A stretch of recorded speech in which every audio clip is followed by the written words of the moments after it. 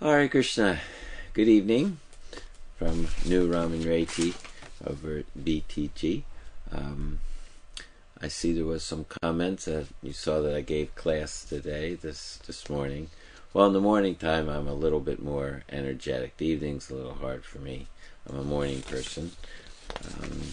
But actually, what I do is by following Prabhupada's program, you just hear things, and if you read regularly, I try to read a bit every day. Over the years, it just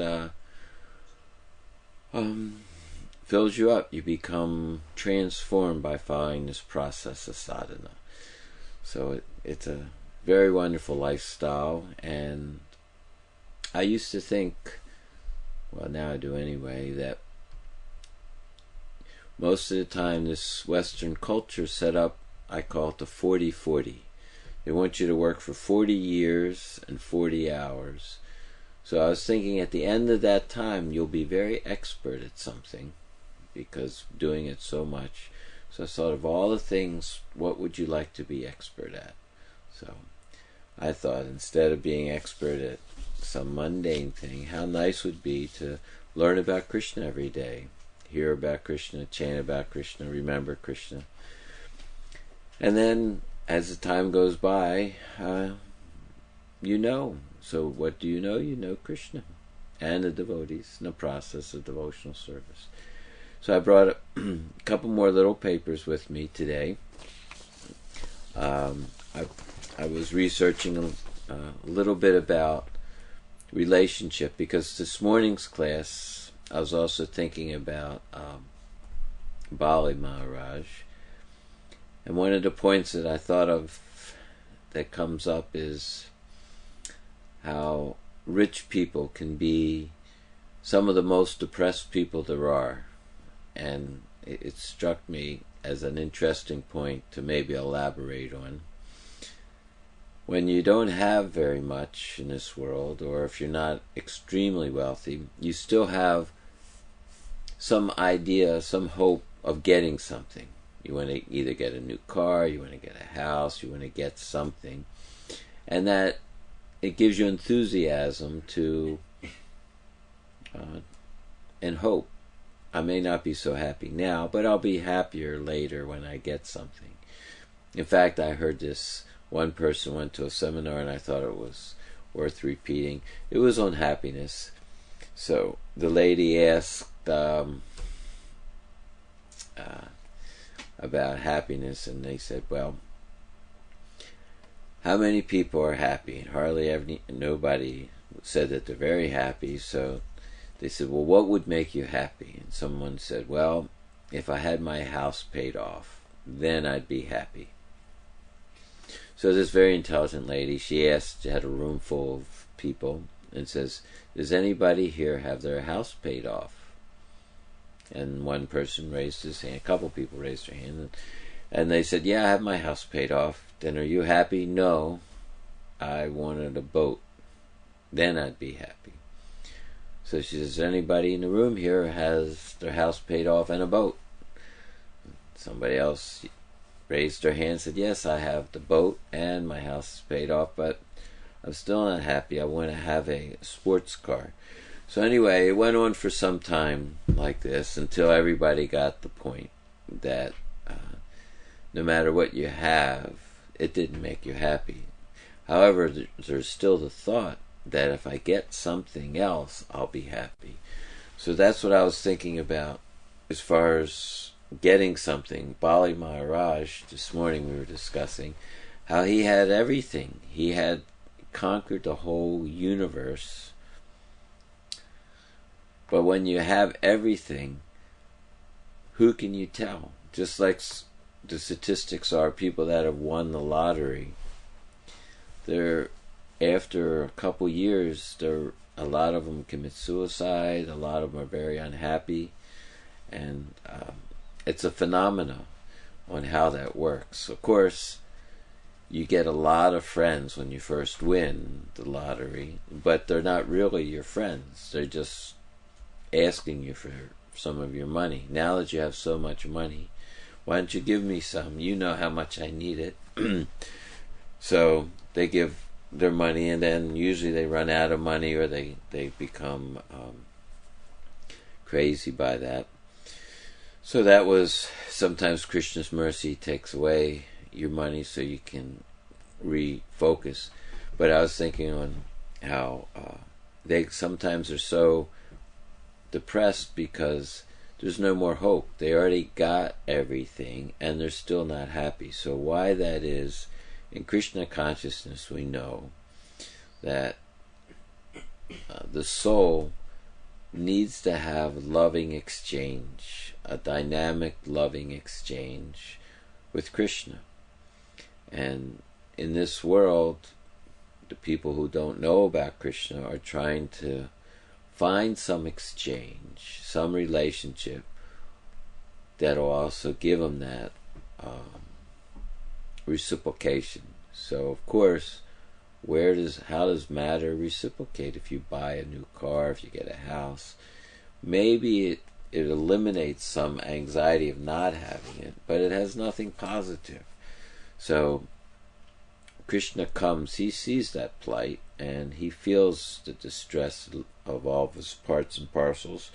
So out of compassion he comes, and he gives us Bhagavad Gita. So I was just, right before I came, I was reading a little bit, and I found this nice interview. So it was on March 9th, 1968 in San Francisco. So I copied about a page and a half of it, just so, because I thought it was so nice. It's on the same topic. So the interviewer said, "Your Grace, what is the basis of your teachings?" So that's a good general answer. And like in books, I always like to read the introduction. So here's Prabhupada's answer, and just the first part of it, because it went on quite a while and I didn't want to read that much. But you can look it up if you like. The basis of the teachings is the Bhagavad Gita as it is. I have already published my book, this Bhagavad Gita as it is. This book is not new, it is very old, at least 5,000 years old, and is very widely read all over the world. In your country I have seen more than 25 different editions. English. Similarly in the German language, in England, in Japan, everywhere, all over the country, this book is very widely known, Bhagavad Gita. In other words, this Krishna consciousness, this is Krishna consciousness. The speaker of this book is Lord Krishna, and the subject matter of this book is what is our relationship with God. That's the part that we were discussing, is that we're learning, that's what we're learning, how to relate to Krishna. And when we relate properly, then that reciprocation takes place. Like Krishna, he's omnipresent. He's situated everywhere. But it takes some purification to come to the Vishuddhasattva platform so one can see him, recognize him, and dynamically exchange with him. In fact, that connection is called the higher taste. That's another subject that's a really fun subject. Maybe we can go on, I can do some work on that for next week. But this science of the higher taste, like the Bhagavad Gita, 59 Param Jisva Navardante, be restricted from sense enjoyment, though the taste for sense objects remains, but by experiencing a higher taste, he becomes fixed in consciousness. So this higher taste, it's something very special. If one analyzes and thinks, what is that taste, even when it's undefined, is our preliminary connection with Krishna, and it's so satisfying. Just like I was thinking about, they have different people who have developed a refined taste. Like for instance, wine drinkers. Not that I'm a wine drinker, but I've seen this. One person, he just has a bottle with in a paper bag with it kind of twisted around the neck of the bottle, and he just drinks it. And the other person, who has a refined taste, he takes one drop and just rolls it around on his tongue and says, this is a 1983 version, and that year you can tell there was a bit of a drought. So he just takes one drop and he extracts all the unique flavor of it. So devotees, they get more and more refined as they go along. So this higher taste is actually our association with the internal potency, which is alive, dynamic personalities, and it just gets more and more refined. Prabhupada gives an analogy of Brahman, Paramatma, and Bhagavan, that this non-dual substance is understood in these three different features. So, and he gives the example of from a distance, a hill just looks like, in fact, you don't even see any color, it's just kind of a silhouette. Then you get a little closer, you can see there's trees and there's houses, and then a little bit closer, or you get on the hill, you see there's people and conversations. So, that same way, we start to understand the spiritual environment more and more. So I'll continue to read for a while. The speaker of this book is Lord Krishna, and the subject matter of this book is what is our relationship with God.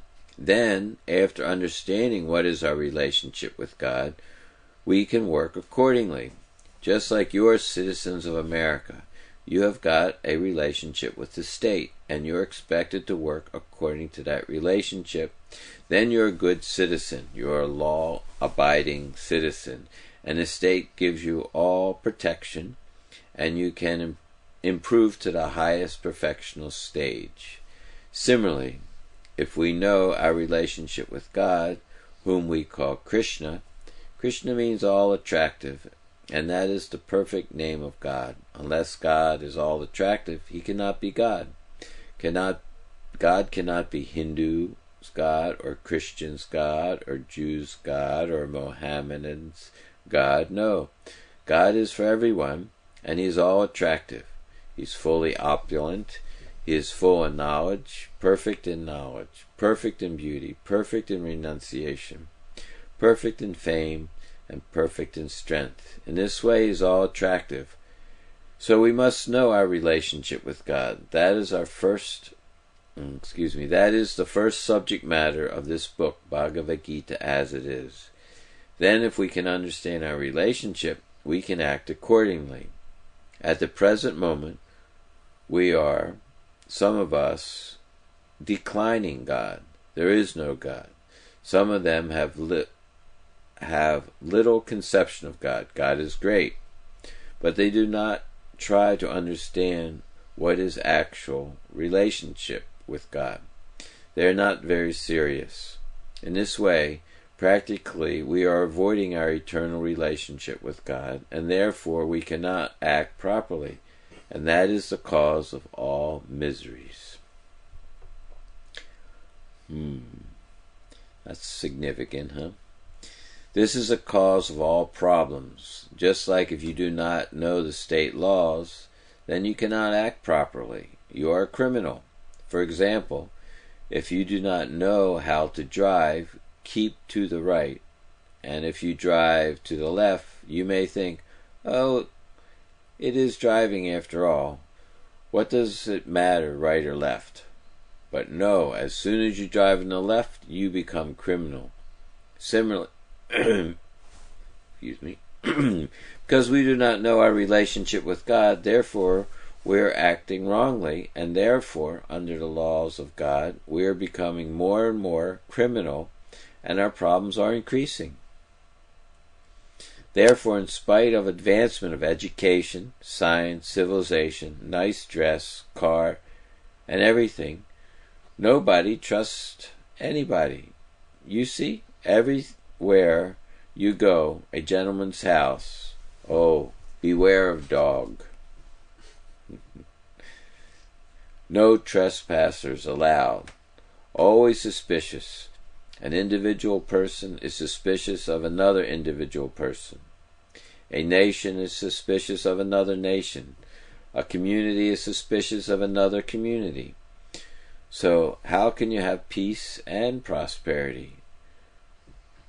Suspiciousness means animalistic. A dog is suspicious of another dog. As soon as he finds another dog, immediately he begins to bark. Row, row, row.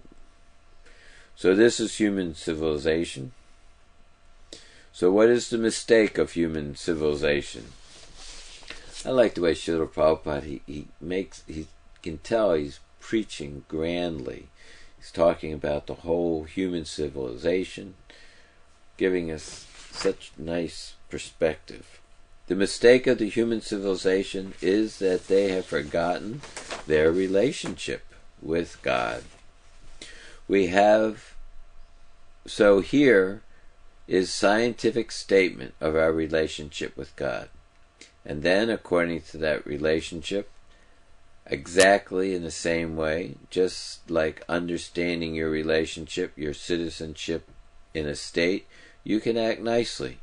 Similarly, if we do not know our relationship with God, we can act similarly. If we know our relationship with God, we can act very nicely, and that is peaceful life.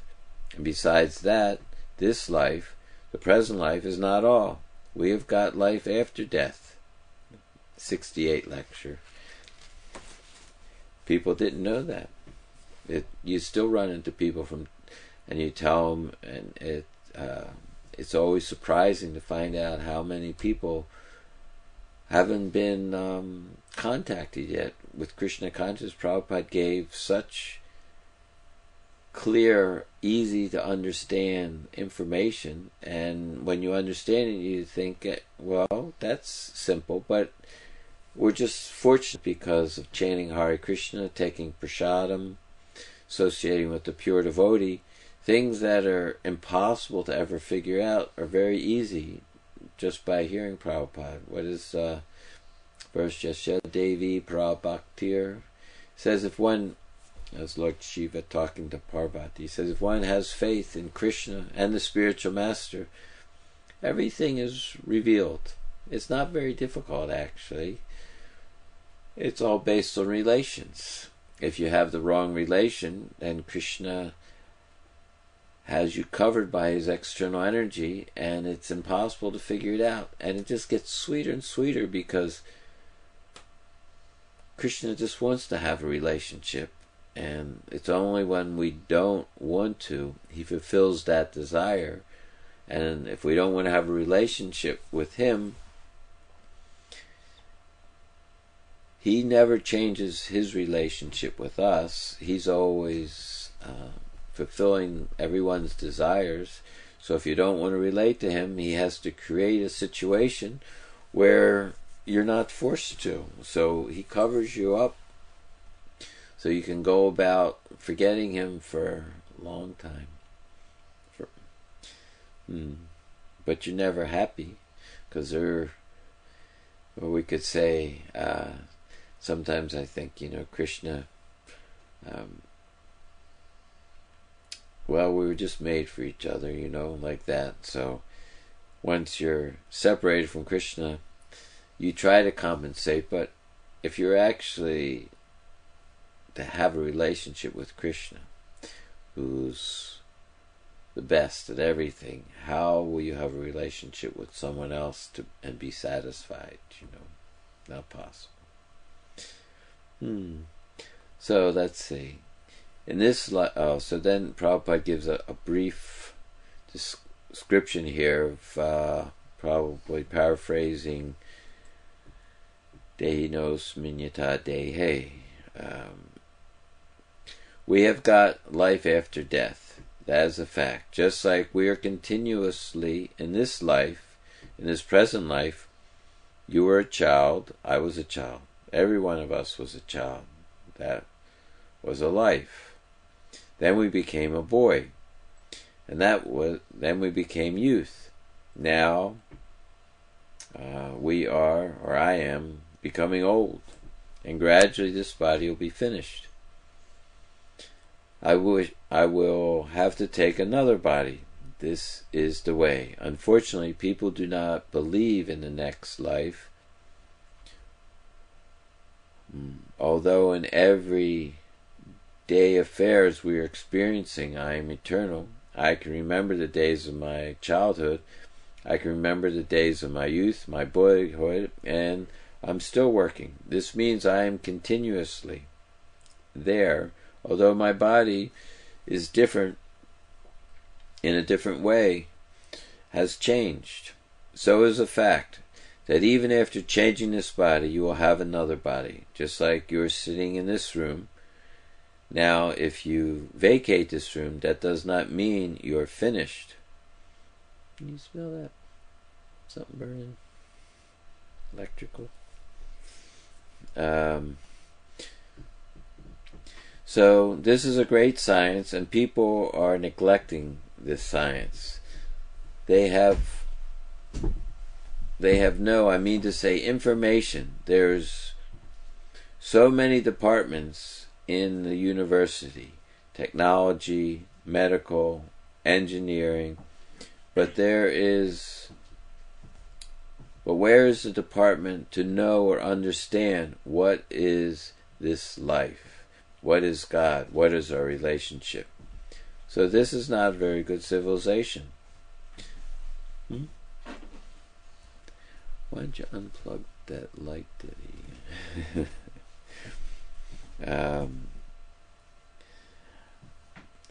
There are so many departments in the university: technology, medical, engineering, but where is the department for us to understand what is this life, what is God, what is our relationship? So this is not a very good civilization. So there is life after this life, just like perspective. Progressive life. A child is progressing to youth. The youth is aspiring to become a big man, important man. As in this life, there is progressive life. Similarly, life after life, there is also progression. And there are different grades of life. We get information. No? We get information from authoritative books that there are 8,400,000 different grades of life, and there are 900,000 of the aquatic life, 2 million species of plants and trees, and about 700,000 species of birds, 3 million types of species of beasts, and 400,000 species of human beings. Out of that 400,000 different kinds of human bodies, the civilized body is a great boon. At that time we can make further progress. Either we can transfer to other planets, where the standard of living comforts are many thousands of times better than this planet. When you just hear about that, you figure, how did I just hear about that at the same time that now I'm going to reject all of those? We don't want to go to any other planet where sense gratification is so much better. In fact, that's one of the features about with Bali Maharaj. He was already living in the heavenly planet. He was already having everything. But still, without Krishna, he would give it all up. He did, just to be with Krishna. And ultimately, all of us also have that same opportunity and that same test where we'll have to make up our mind on those things. I sometimes think to make it easy to understand is, would you like to be with Krishna, or would you like something else? Well, if you pick the something else, then you go to the material world and you stay here for a long time. Anything warm?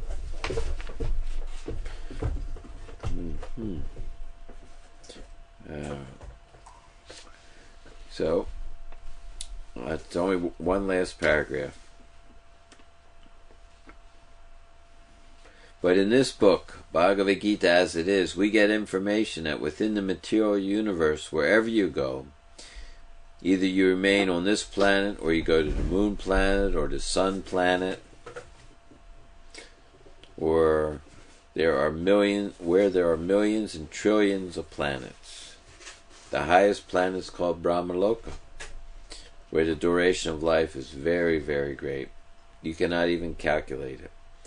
So, this was a little bit from that article, just interview, where Prabhupada's talking about first we have to know our relationship with Krishna. So, that's actually where I kind of came in to try to bring up the standard understanding on we're always relating to Krishna. That's never not there. Sometimes we may be ignoring him, but that's just our misfortune, and it's compared to being sleeping. So I got a couple other things. I hope you don't mind me reading a lot this evening.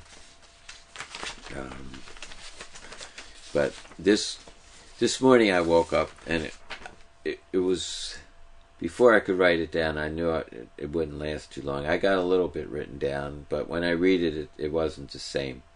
Where I was thinking on what it's like to have when Krishna is exchanging. I mean, we're used to, in this material world, people have different ways of relating to us. But with Krishna, it's pure love. There isn't anything else there. All the other are disqualifications for actually being with Krishna. So when we come to the awakened stage, it's so satisfying. What do you call it? Even the preliminary stage. So I'll read a little bit more. You can write in if it's getting hard to follow. So this morning I called it, it is actual Krishna. Actually Krishna. It is actually Krishna, and is alive to reciprocate if you know the science. So that's what we're learning, the science. It is said that God is omnipresent. He is everywhere. So we also say that in order to meet Krishna, who is everywhere, he lives in the Visuddhisattva platform, pure goodness. So if we come to that stage of pure consciousness, then our perception allows for that dynamic, loving exchange. That's what it's all about, is purifying ourselves from in the modes of nature. Generally we're in the mode of passion and ignorance. That's generally the bodily conception of life. And with the mode of goodness, that means knowledge, to be able to perceive the mode of passion. Ooh, found it.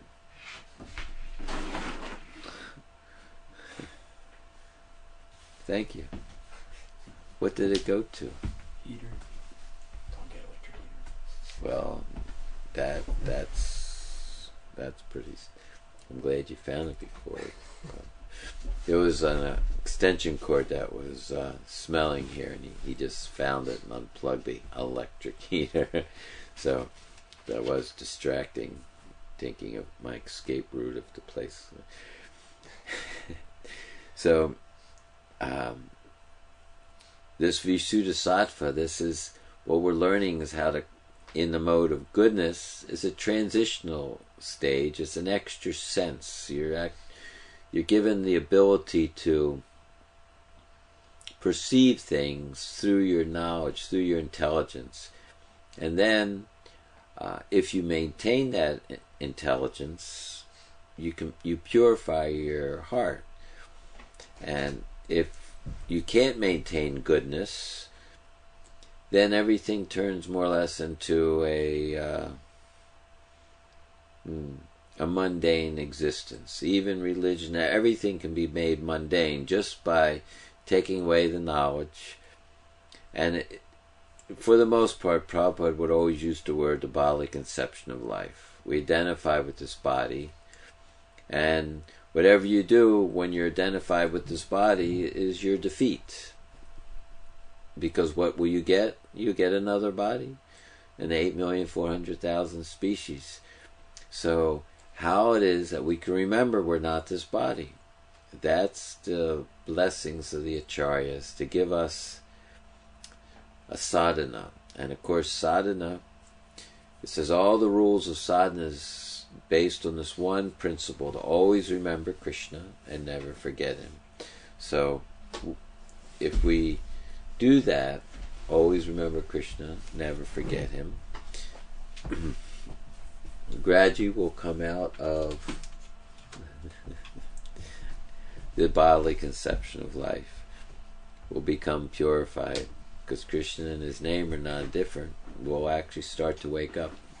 Just like that nice verse, Madhya Lila 22:105 points out that the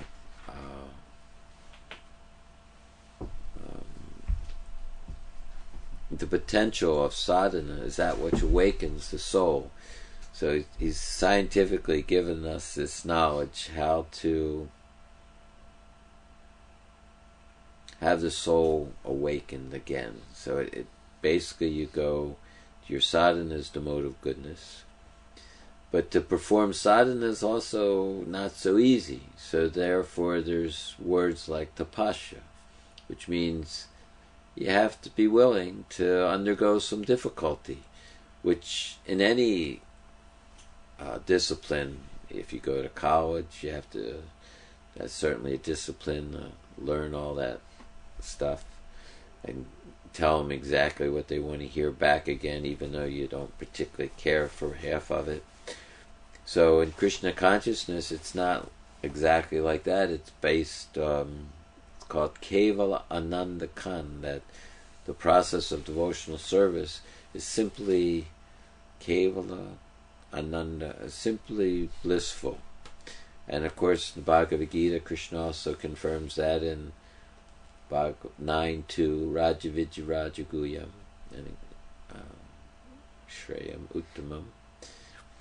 So, by following this process, one can connect with Krishna. So I found a couple quotes. Prabhupada says it's so nice. This is from the Bhagavad Gita 5.24. It says, unless one is able to relish happiness from within, how can one retire from external engagements meant for deriving superficial happiness? So Prabhupada, he states it very, unless one is able to relish happiness from within. So that's what we're learning. We're learning how to relish happiness within ourselves. Of course, there's big S and little s, but the point is, for a devotee, he can be happy in any condition of life. Narayana Parayana, that's in the Bhagavatam, a couple cases of personalities like that. Whatever situation it is, a devotee can find the relish. So that's a nice place to go. So in this next two sentences, Prabhupada says, a liberated person enjoys happiness by factual experience. He can therefore sit silently in any place and enjoy the activities of life from within. Such a liberated person no longer desires external material happiness. This state is called the Brahma Bhuta, obtaining which one is assured of going back home, back to Godhead. So these are so nice. Right in even in the 5th chapter of the Bhagavad Gita, Krishna is pointing out, once you're starting to get this higher taste, where you're not getting this taste because of course there's so many different ways to look at it, but this material body, just like if you take a nursing course or almost any course in school, you have to take anatomy. and you learn about your circulation system, your bone structure, your muscle structure. You have to name all the different parts. So in Krishna consciousness, we also learn the 26 elements of this material energy. We know how it works. There's the senses, the sense objects, and then the mind, the intelligence, false ego. In this way, one gets to understand the whole material composition of how the body works, all its parts, and how it moves from one place to another. So he takes his consciousness away from the sense objects, same person, and he just fixes his consciousness on the supreme consciousness, Krishna, and he becomes liberated. It doesn't seem to be so difficult once you think about it like that, you're just taking your consciousness away from matter and fixing on Krishna, who is supreme consciousness and not matter. So matter, you think about matter, it can't reciprocate. It's dead, has no independence. But Krishna certainly is alive, source of all life, and he'll reciprocate. So as soon as you start reciprocating with Krishna, he's so expert. He's always reciprocating, always giving to us, but we don't know how to relate. So as we're learning to relate properly, there's nice prayers, there's humility, there's remorse, there's different things that come into your consciousness as you advance. One gets purified. So I'll read the next. There's another nice paragraph on the same point, because I thought that this is a significant point for us to understand, is where it is that we start our relationship, where we actually get involved with Krishna.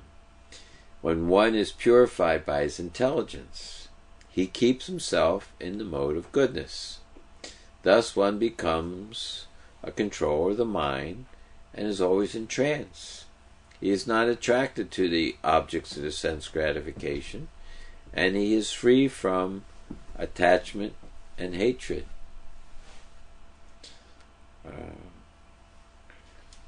In his activities, such a detached person naturally prefers to live in a secluded place. He does not eat more than is required. He controls the activities of his body and mind. He has no false ego, because he does not accept the body as himself, nor has he a desire to make the body fat and strong by accepting so many material things. Because he has no material concept of life, he is not falsely proud. He is satisfied with everything that is offered to him by the grace of the Lord. He is never angry in the absence of sense gratification, nor does he endeavor to acquire the sense objects. Thus he is completely free from the false ego. He becomes non-attached to all material things, and this is the stage of self-realization, of Brahman. That stage is called Brahma-bhuta. When one is free from material conception of life, he becomes peaceful and cannot be agitated. And that's also explained in Bhagavad Gita in 270. That's the verse that says the desires may be flowing constantly. One is undisturbed by the incessant flow of desires that are entering like rivers into the ocean, that's always being filled. But it's still in himself. He alone can achieve peace, not the person who strives to satisfy such desires. So Prabhupada always points out, as long as these bodies are here, and we're embodied, they have their senses and the sense objects, and they appear into the mind that, oh, look at this is something that you may want. But when the intelligence is made stronger by good association, the mode of goodness is present, and it says actually, you start to be able to see the cause in the effect and the effect in the cause. Just like if I get involved, then what will the result be? Just like if you buy something on a credit card, you say, well, I didn't put any money out of my pocket and I got this for free. But you know you're going to have to pay later if you're responsible. So the same way, someone looks at something in this material energy, and he not only sees the, let's say, the worm on the hook, but he also understands that hook's attached to a string, and that string's attached to somebody who's going to pull him in, and then it gets worse from there.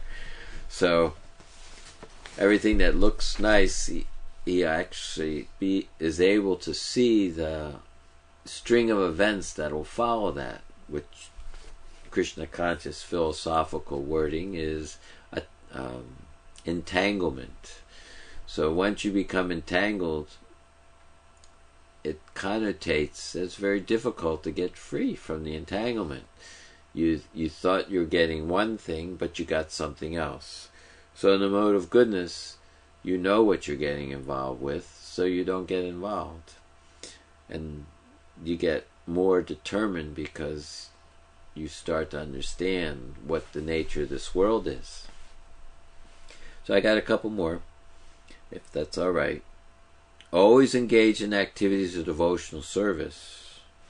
Oh, this is a very nice one. I always engaged in the activities of devotional service. Devotees feel ever increasingly fresh and new in all their activities. I'll read that again. That's quite astonishing. This is the life of a devotee. Always engaged in activities of devotional service. Devotees feel ever increasingly fresh and new in all their activities. The all-knower, the supersoul within the heart of the devotee, makes everything increasingly fresh. Now, who wouldn't like to have that? This is known as the Brahma position by the advocates of the Absolute Truth. In such a liberated state, Brahma Bhuta, one is never bewildered, nor does one lament or become unnecessarily jubilant. This is due to the Brahma Bhuta platform situation. So, of course, this is actually the beginning of devotional service. This is just where it starts. A lot of times, even before this, one's feeling so much happiness. I call that the grace period. Prabhupada's grace. He gives it to us free for a certain while. No payments due until you start to understand a little bit, just to give you an inkling, a taste. So Prabhupada purported that verse. That was 4:30:20. A devotee is inspired by the Supersoul within his heart to advance in devotional service in a variety of ways. So, just take that first sentence there, the purport. A devotee is inspired by the Supersoul within his heart to advance. So that inspiration, that's something that's you can really meditate upon. In fact, Brahmins do meditate upon that 3 times a day, and they meditate on that inspiration, patrodiat, that enthusiasm.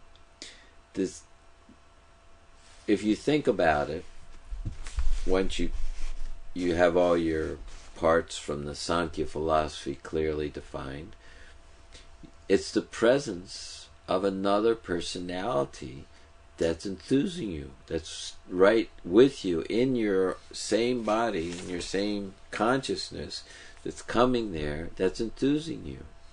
So that enthusiasm, that's energy coming from another person, another source, that's giving you energy. So most things, if you use any electric energy, you have to pay for the electricity, energy. You get your food for energy, for the body. You have to pay for your food. You have to work hard to get it. So here's Krishna giving you enthusiasm, giving you energy that's happy energy. So that's very special. If you can think about it, after a while you start to recognize the different personalities that are involved. I think we mentioned that a week or two ago, that all the different personalities Prabhupada has brought into our life that we get to associate with by hearing them. We hear what Lord Shiva says, we hear what his wife talks to him about. How can we know these things? We know the six Goswamis, these Lord Chaitanya, Prabhupada, Bhaktisiddhanta, Bhaktivinoda, so many personalities, Prahlad Maharaj, Yudhishthira.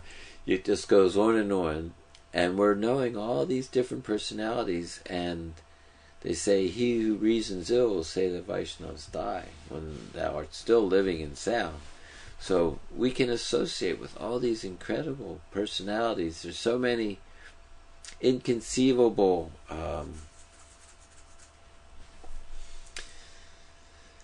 activities that take place in devotional service that aren't mundane, and our minds cannot exactly accommodate it. So Prabhupada would encourage us, just advance more and experience it yourself.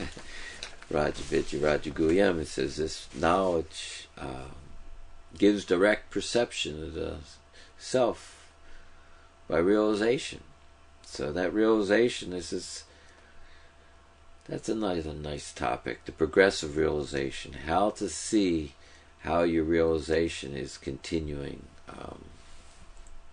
What are the realizations you should be coming to?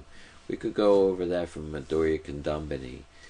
Very nicely explained by Vishwanath Chakravarti Thakur, that different 9 stages that one goes through, and on each stage, just like when you're driving someplace, it's very important to know where you are, so you know which turn to make, what road signs to look for. So in Krishna consciousness, it's very nice, maybe even essential, to know where you are, so you can maintain your full enthusiasm. Not be just like at different stages you have different types of tests. So if you go into your classroom and you're not prepared for the test, it's not a good feeling when you get the test. But when you are prepared, it's very nice, because you say, oh, I knew that, I was ready for that. So when we see, it's all laid out very nicely in the Madhurya Kandambini, exactly of all those stages. Generally, the first stage is you have some interest to know a little bit about what is this reincarnation, what is Krishna, why are they acting the way they do. So I'd like to find out more. So then you go and you start associating with devotees. As the second stage, you hear a little bit more, but you're taking interest. Let me see what's going on here. And then the third stage, you start applying the principles in your life, so you can become free from unwanted things. You didn't know before that you're actually doing things that were causing your own suffering. You didn't know the result of what you were doing. Ignorance. So now that you know the results, then you don't do it. So naturally your life becomes improved, and then you get finished with all those unnecessary things, and now you're fixed up, so to speak. You're leading a good life in the mode of goodness. Things are clear in knowledge, and then what happens is your natural taste starts to come out. Just like I recalled when I was growing up, that there was people that used to smoke cigarettes, and they said that they kind of lost taste. You can't taste things because it does something, putting smoke on your mouth and stuff. So then after they stopped smoking, they could taste again. So once we stop engaging in unnecessary nonsense activities, our natural taste for Krishna is there. And that taste actually starts to guide us, leads us on to attachment, because anything that tastes so good, you become attached to. And that attachment very quickly attached to hearing about Krishna, talking about Krishna. Because when you mention Krishna's name, he's actually present. It takes a little while to understand that. However, he's just such good association. After a while, you don't want to ever have him not in your consciousness. You always want to have Krishna in your consciousness, because he such a sweet. It's the real life. We're finally coming out of this material existence after unlimited amount of years of suffering, and we're once again with Krishna. And it's not a bluff. It's not artificial imposition on the mind, Prabhupada would say. So what can be said about that? And you have to find that out. So a little bit more on this. I read the first sentence of the purport to 4:30:20, and then it goes on. It says, the devotee does not feel hackneyed or stereotyped, nor does he feel he's in a stagnant position. In the material world, if one engages in chanting some material name, he'll get tired after saying it a few times. However, one can chant the Hare Krishna Maha Mantra all day and night and never feel tired. As chanting is increased, it comes out new and fresh. Rupa Goswami said if he could somehow or other get millions of ears and tongues, then he could relish the spiritual bliss of chanting the Hare Krishna mantra. There is really nothing uninspiring for a highly advanced devotee. In the Bhagavad Gita, the Lord says that he is situated in everyone's heart, and that he helps the living entity forget and remember. By the grace of the Lord, the devotee gets inspiration. So, inspiration is such a wonderful thing. And as you increase, now we're learning what our relationship is with Krishna, and we're knowing how to maintain that in every situation. Because this material world, what do we do about it? In so many different ways, but Krishna gives us that intelligence, how to act properly that'll be pleasing to him. And in fact, when you please Krishna, you can be pleasing to everyone. And the example of that is the 6 Goswamis. Prabhupada, there was those nice songs that we would sing before the prayers to the 6 Goswamis, Dira, Adira, that they were popular both with the ruffians and the gentle, because they were non-envious. They were seeing Krishna, and they're seeing the living entity, and they see this material energy, how it knows. In the beginning, you learn the parts, but after a while, it changes from just a academic list of components, and your vision is you see. Actually, your vision changes with knowledge. In the beginning, it seems artificial, but after a while, which is one of the nicest things about getting old in Krishna consciousness, is that things just soak in after a while. It takes a little while to soak in, but after it soaks in, you're actually seeing reality. What a wonderful treat the Prabhupada gives us. So I'll read a little bit more. Next, Prabhupada quotes the verse 10:10 from Bhagavad Gita. To those who are constantly devoted and worship me with love, I give the understanding by which they can come to me. So, after the preliminary part in Krishna consciousness of deciding should I do this or shouldn't I do that, but once you made up your mind, got your determination, following the footsteps of the previous acharyas, you have your confidence and your set your lifestyle like that, then the time goes by and that moment happens where you're starting to see that the smoke is clearing, and one has to be a little bit patient. So, a little bit more.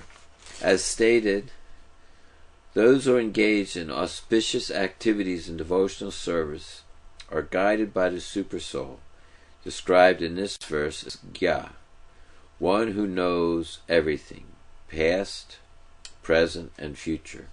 The Supersoul gives instructions to the sincere, unalloyed devotee how he can progress more and more in approaching the Supreme Personality of Godhead.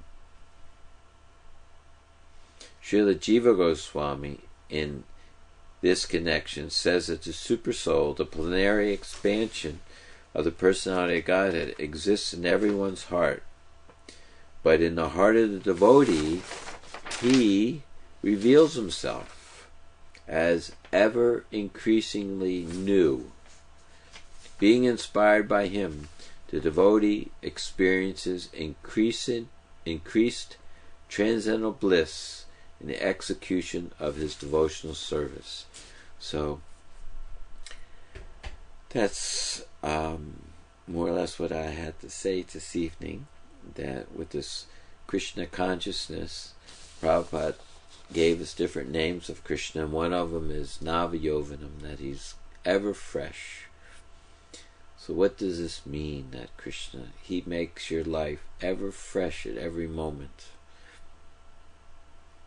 And just by chanting Hare Krishna and avoiding the 10 offenses.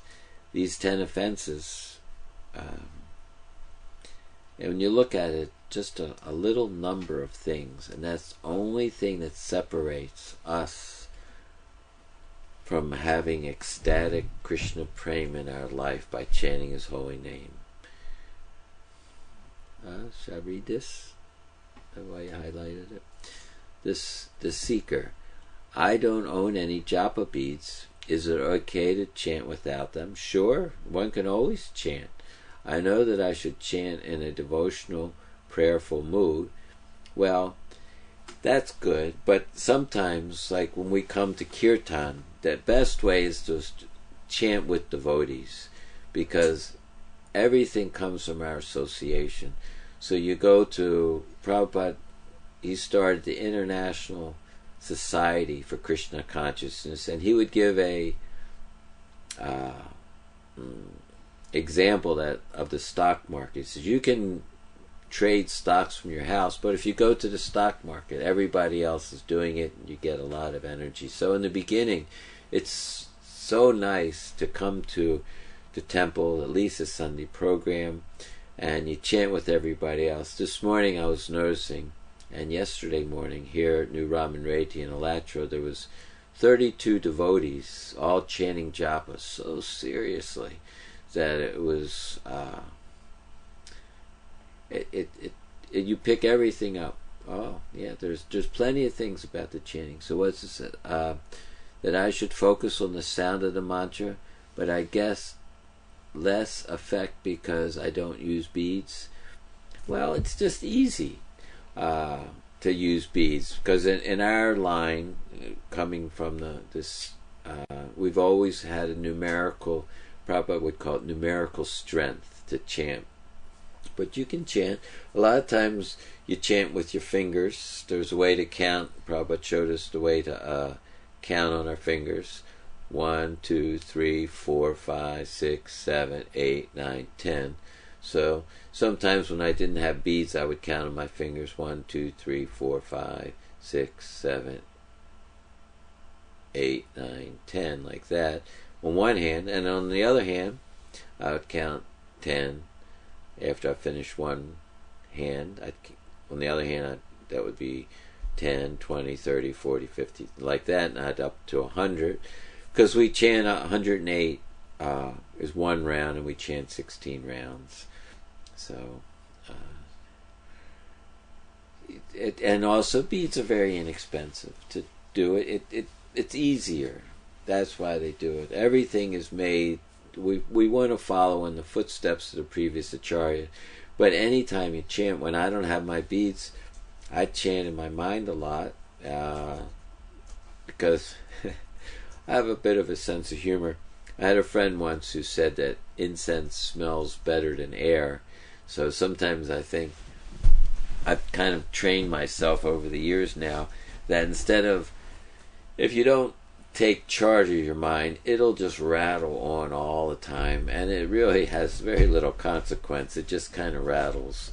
So as opposed to having that going on, I chant. And I'm conscious that I'm chanting. I'm associating with Krishna, and I've just kind of trained myself like that. Well, someone just joined with it. Well, hello, nice for joining, except it's now time's over. We're going to go. We'll see you next week, and if you have any topics you'd like, just write in to me or write in here, and I'll go over them for next week. Thank you. Hare Krishna. We should have one more thing from Bhaktin Carol. How should we understand Krishna being within everything animate or inanimate? Well, one of the ways that I've done that was, let's say you're having a dream. In your dream, there's tables, there's chairs, there's cars, there's other people. What part of those tables and chairs isn't you? It's your dream. All of it is you. So, in one sense, everything is Krishna. It's all Krishna's energy. This is made up of him. However, the jiva has independence, so it's not, the analogy breaks down. It's not 100% like that. So we're getting to associate with Krishna, but everything is Krishna. So he's within everything, animate or animate. He's not only within it, but what else is it to be made of? Do you remember there was a joke once? The scientists were challenging God. They say, all right, I can create something just as good as you can. You know the joke?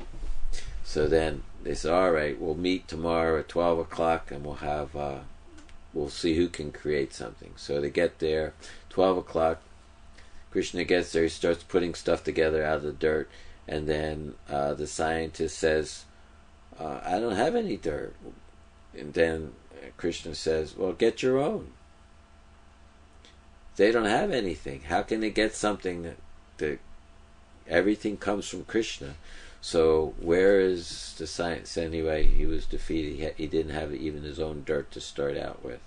So Krishna creates the dirt. He created first the false ego, then there was the intelligence, and this way the creation takes place. But that's his mystic power. So it's all being created from him, and if it's all created from him, how can it be anything other than him? It's all the interactions. And those questions, there's a lot of different ways we can go into that, because the impersonalists, they have, it's in the teachings of Lord Chaitanya, it's a nice example where how the impersonalists, they say it's a transformation of energy, and they conceive of it that God is the original source, like a piece of paper, but now he's become everything in the material world. So it's like the little piece of paper is now torn into hundreds of parts. So the original piece of paper is gone, where the Vaishnava understanding is called byproduct, that just like a man and a woman can get together and have a child, but the man and woman still exist the same. So we're all considered to be byproducts, but the man and the woman that produced the child isn't anything other than the pieces from the man and the woman. The genes and the blood and all the other stuff comes from there. So there's, if we want, we can do some more.